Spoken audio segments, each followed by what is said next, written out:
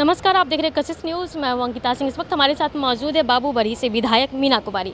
Ma'am, शिक्षा की स्थिति बिहार में बहुत बदतर है। आपकी सरकार है, परिषद में आपके जो विपक्ष के नेता हैं वो लगातार एसटीईटी के मांग को लेकर के सवाल कर रहे हैं। क्या कहना आपका इस पर? देखिए, सबसे पहले तो आपको धन्यवाद देती हूँ। और रही बात शिक्षा पे जो सवाल उठ रही है, आपको और सबको पता है कि बिहार की जो स्थिति थी उसमें माननीय मुख्यमंत्री जी ने 18 सालों से जो काम किए हैं वो किसी से छिपा नहीं है।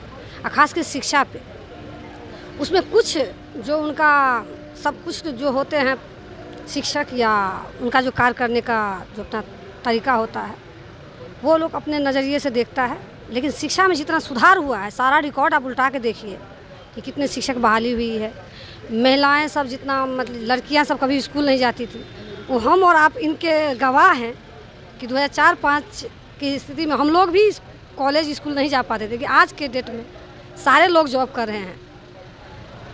तो सुधार तो बहुत हुई है। अब चाहिएगा सारा चीज़ एक ही बार में हो जाएगा, सो संभव कभी नहीं होता है। लेकिन माननीय मुख्यमंत्री शिक्षा में बहुत सुधार किए हैं और उम्मीद है कि आने वाले समय में इससे ज़्यादा बेहतर हो। मैडम, रोजगार, शिक्षक अब देखिए कि चंपारण से पैदल यात्रा कर रहे हैं। बार बार उन्हें आश्वस्त किया जाता है कि आपकी बहाली हो जाएगी। एक तरफ शिक्षा मंत्री कहते हैं कि हमने हस्ताक्षर कर दिया है, दूसरी ओर सदन में मुख्यमंत्री जी कहते हैं कि हमें पता ही नहीं है। तो आपके महागठबंधन की सरकार में काम किस तरह से हो रहा है कि मुख्यमंत्री को उस चीज़ की जानकारी नहीं होती है? शिक्षा मंत्री अलग कह देते हैं, जो अभ्यर्थी हैं अलग परेशान हैं।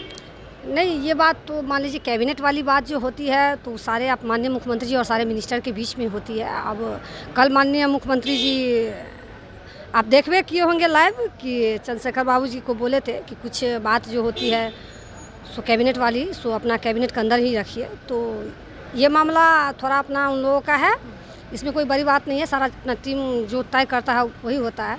लेकिन जहाँ तक रही बहाली की प्रक्रिया, तो समस्या तो है, लेकिन समस्या का धीरे धीरे ना समाधान होगा, एक ही बार में संभव नहीं है। और हमारी बिहार की जो 12 या 13 करोड़ जनसंख्या है उसमें कितना भी कुछ कीजिएगा तो हमेशा समस्या बनी ही रहेगी। मैडम, आप ये बात कर रही हैं कि बिहार में समस्या बनी ही रहती है।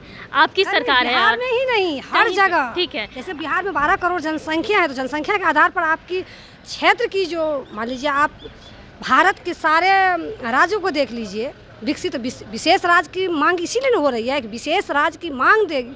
यदि आपको याद होगा 14 में जब चुनाव हुआ था प्रधानमंत्री जी का, उसमें घोषणा करके वो गए थे 13 में कि हमारी सरकार बनती है केंद्र में तो हम विशेष राज्य का दर्जा देंगे।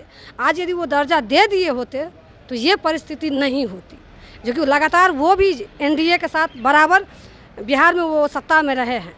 तो हम ये नहीं कर रहे हैं अभी हम इसके साथ है या उसके साथ है, ये हमारा सवाल नहीं है।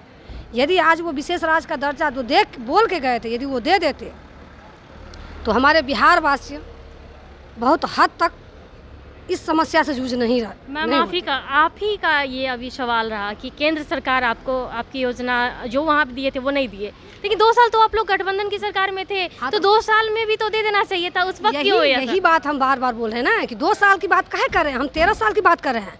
13 साल हम लोग सत्ता में रहे थे 2005 से। अब मुख्यमंत्री जी प्रधानमंत्री जी 13 में बोल के गए थे कि हम विशेष राज्य का दर्जा देंगे जब हमारी प्रधानमंत्री की सरकार बन जाएगी। तो 2 पंचवर्षीय तो बन ही गए, तो उनको दे देना चाहिए। और तो क्या लगता है कि केंद्र सरकार ठग रही है बिहार को? बिल्कुल ठग रही है, इसमें कहने की 2 राय नहीं है।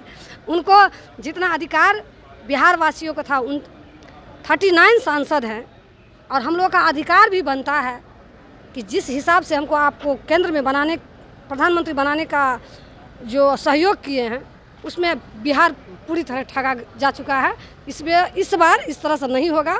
हम लोगों की जितनी भागीदारी है उतनी हिस्सेदारी चाहिए और हर हाल में चाहिए। हम लोग इस बार लड़के लेंगे। तो ये देखिए, हमारे साथ बाबूबरही से विधायक थी और इन्होंने बताया शिक्षा को लेकर के, जो बता रही है कि नीतीश सरकार में सबसे ज़्यादा अगर ध्यान दिया गया तो शिक्षा पर, और महिलाओं को लड़कियों को सबसे ज़्यादा अग्रसर किया गया है।